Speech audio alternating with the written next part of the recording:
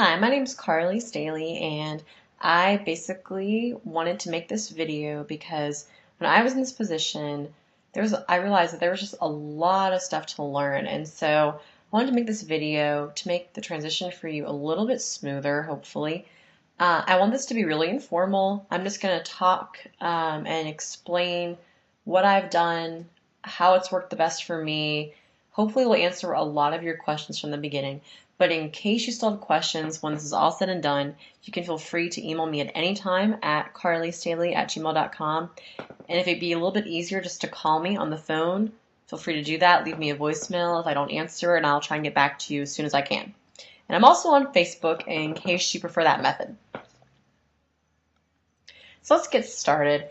The first thing that I wanted to discuss is important people, and let's start with your supervisors.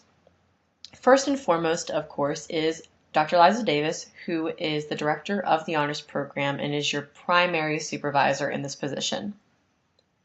Next is Dr. Casey. She is the chair of university studies, so she is overseeing everybody else who works on your floor, including Dr. Davis. Next is Paulette Black. She is Dr. Casey's assistant, and while she technically doesn't have any authority over you, she knows a lot more than all the rest of the admins in the department, and so we go to her with all of our questions, and she sets up our staff meetings for us, so we do consider her an authority figure. And finally is Dr. Julia Morrissey. Dr. Morrissey originally was an honors faculty member who taught English courses for us, and now she has jumped on board as an advising assistant to the program. When we do advising for our students, the number of students we receive is just overwhelming. And so Dr. Davis partnered with Julia to take away some of that burden from us. So she will be advising a lot of our students during advising months. So during that time, she will have some authority over you. Here's some more important people to get to know. These are some of the important coworkers you have in the University Studies department. There are a lot more than just this list, and you'll get to know them. Their offices are right next to yours. But for now, let's just focus on the people who have something to do with your job. First and foremost is Dr. Catherine Kinnick, and her office is directly across from you to the right. She is the director of the Dual Enrollment Honors Program, which is very much affiliated with our honors program, only she's working with high school students.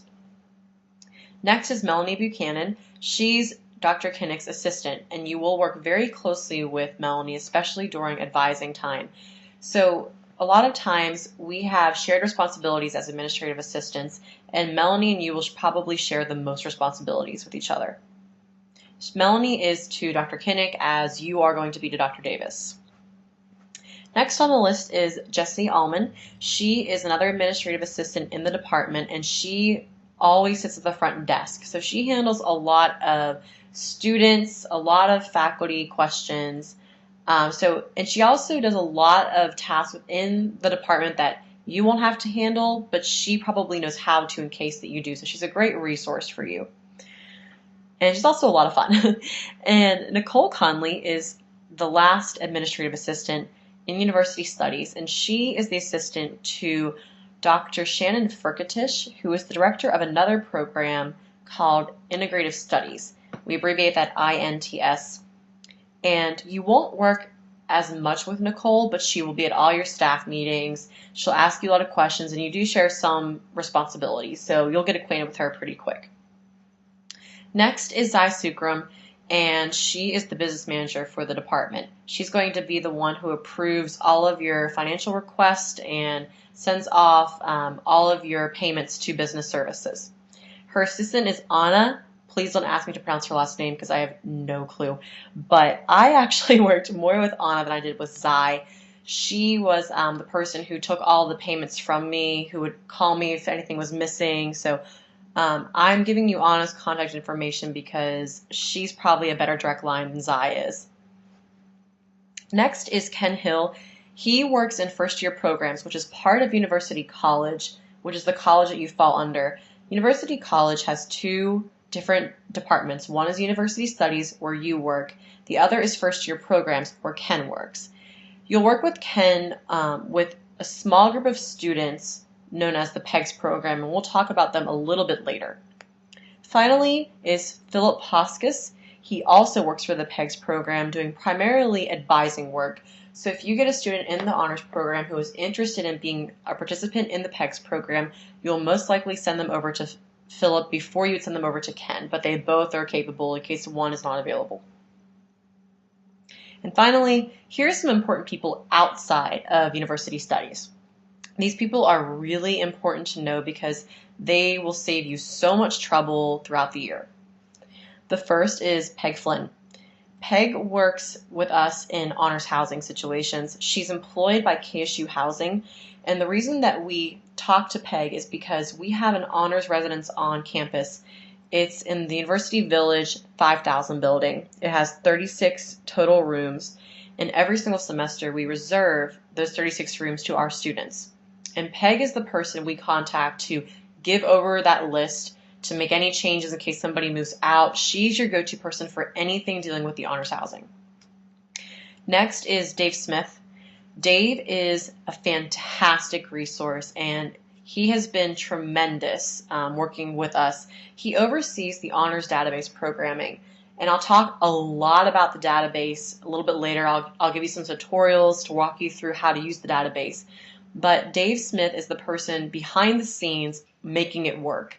So if you have something that you don't understand about the database, you can contact him. If you have anything you'd like to change about it to make it more user-friendly, he can do that because he writes the programs for us. So definitely get acquainted with him, introduce yourself, and anything you need, he will usually respond within the day or the hour. Next is Anna Edwards. She is somebody who works in registrar, and we use her for a couple different things. The most important thing that we use her for is for granting priority registration to all of our students. I'll talk about priority registration a little bit later, but what you need to know for now is that you're going to be sending a large list to Anna every single semester of all of the students who get priority registration, and she's the person who signs off on it. Another thing that Anna does is she resolves any registration issues we have. So for example, if a student can't register for a class and we don't know why, or if a student wants to do something really unique with their schedule that needs some kind of approval, more than likely we would go to Anna about that. Next is Jack Moran. He is the director of the Great Books program, which I will talk about a little bit later. You won't work with him a lot, but every so often a situation will come up with one of your students that you want to just okay with him, and so I'm giving you his extension as well. And finally is Ernest Clay Crow. He managed our honors agency account. And so anytime that you need to know the balance of this account, you're going to go directly to him and he will get back to you with that number. I'll explain what the honors agency account is for a little bit later.